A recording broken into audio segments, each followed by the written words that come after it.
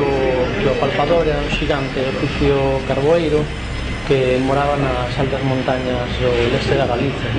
Chegada a estas datas, o solsticio de inverno, que era o que celebraba esta tradición, baixabas desde as montañas, que era onde moraba, até as devesas, e visitaba as crianzas que vivían na zona, e apalpaballes a barriga para comprobar que vivían ben mantidos, que vivían sen pasar fame.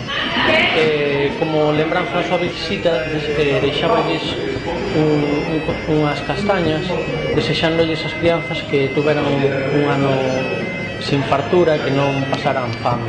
Son así máis ben das comarcas orientais do país, pero si gustaríame que todos os nenos da Galiza pois pudesen ter contarme o que queren de presentes que sexan feitos a mao, xogos tradicionais.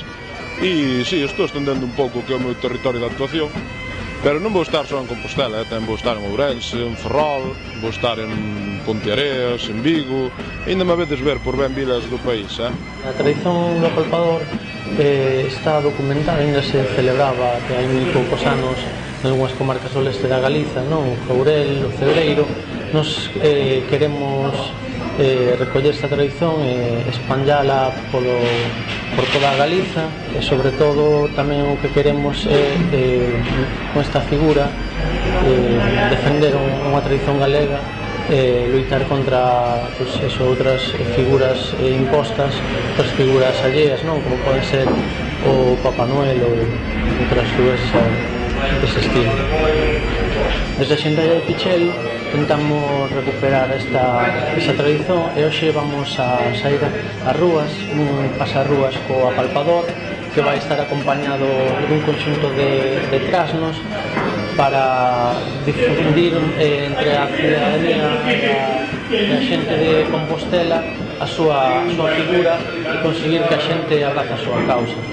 Home, eu xa existía antes de que existise Papá Noel, os Reis Magos e todo eso, eu xa existía.